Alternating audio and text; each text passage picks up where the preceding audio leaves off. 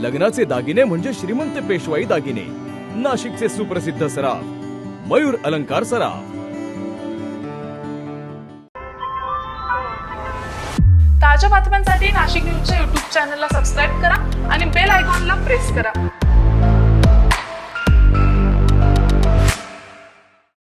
Police की तानाशाही नहीं चलेगी, दादागिरी नहीं चलेगी। नाशिकच्या सिव्हिल हॉस्पिटलमध्ये कर्तव्य बजावत असलेल्या वकिलावर पोलीस हवालदाराकडून मारहाणीचा आरोप झाल्याचा गंभीर प्रकार समोर आलाय। तर या घटनेच्या निषेधार्थ वकिलांनी एकत्र येत तीव्र आंदोलन केलंय। ॲडव्होकेट तुषार दोंदे हे वकील म्हणून कायदेशीर कर्तव्य बजावत सिव्हिल हॉस्पिटल नाशिक येथे उपस्थित होते। सहकारी श्रीकांत नावंदर यांच्या कामगाराच्या आत्महत्येप्रकरणी MLC रिपोर्ट आणि पंचनाम्याची माहिती घेण्यासाठी सकाळी 10:30 ते 11च्या दरम्यान ते गेले असता तेथे कार्यरत पोलीस हवालदार विश्वजित राणे यांनी कोणतेही वैध कारण नसताना अधिकाराचा दुरुपयोग करत आक्षेपार्ह वर्तन केल्याचा आरोप आहे। नांदूर नाक्यावरून सिव्हिल हॉस्पिटल ॲम्ब्युलन्स मध्ये आम्ही पेशंटला घेऊन सिव्हिलला आणलं। त्याच्यानंतर MLC रिपोर्ट घेऊन पोलीस चौकीला गेलो असता तिथले कॉन्स्टेबल वेळ काढूपाना करत होते, टाळमटाळ करत होते।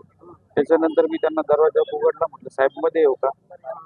म्हणे हा कोण तुम्ही? म्हटलं बसू का साहेब? म्हटलं मी वकील आहे म्हटलं, आणि ते तुम्हाला MLC रिपोर्ट पंचनाम्यासाठी मदत करतोय म्हटलं तुम्हाला, तर मी काय तुमचं कोर्ट नाही म्हणे, बाहेर थांब म्हणे।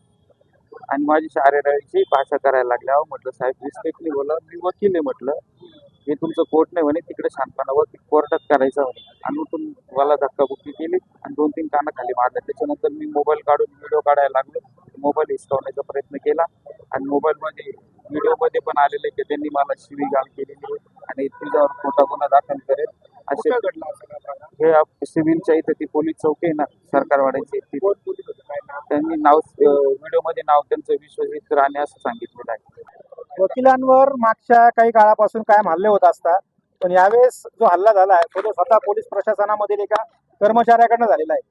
कदाचित तो दुःखी असेल त्याच्या याच्यामुळे, म्हणून त्या गोष्टी घडल्या असतील।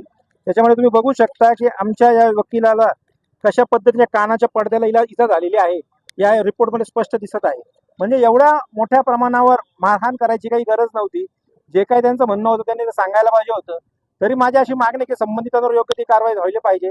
जो जिल्हा आपला आहे त्याच्यामध्ये सर्व सारखे आहे, त्याच्यामुळे त्यांच्यावर योग्य ती कारवाई केली पाहिजे। व ती जी पोलीस चौकी आहे त्या ठिकाणी कायम वाद होता, त्या ठिकाणी CCTV कॅमेरे लावून त्या ठिकाणी योग्य ती गोष्टी त्या पुरवल्या पाहिजे। कारण काय होतं की कायम आपण बघतो की त्या चौकीलाच कायम वाद होता। त्याच्यामुळे या गोष्टींवर सुद्धा योग्य ती कारवाई व्हायला पाहिजे। आणि आम्ही सर्व वकील CP साहेबांना ठिकाणी भेटणार आहे। त्याच्यानंतर जर काय नाही झालं तर आम्ही काम बंद आंदोलन या ठिकाणी करणार आहोत। संबंधित पोलीस कर्मचाऱ्यानं अरेरावीची भाषा वापरणे, धक्काबुक्की आणि मारहाण करणे, आईवरून शिवीगाळ करणे तसेच या गुन्ह्यामध्ये अडकवतो अशी बेकायदेशीर धमकी दिल्याचा आरोप करण्यात आलाय। हे कृत्य वकिलांच्या व्यावसायिक स्वातंत्र्यावर, सुरक्षिततेवर आणि प्रतिष्ठेवर थेट आघात करणारे असल्याचं सांगण्यात येत आहे। या गंभीर घटनेच्या निषेधार्थ नाशिकमधील वकील बांधव एकत्रित आले असून संबंधित पोलीस कर्मचाऱ्याविरुद्ध कायदेशीर आणि प्रशासकीय कारवाई करण्याची जोरदार मागणी करण्यात आली आहे। Bureau report, Nashik news, Nashik. ताज्या बातम्यांसाठी नाशिक न्यूजच्या YouTube चॅनलला सबस्क्राईब करा आणि बेल आयकॉनला प्रेस करा।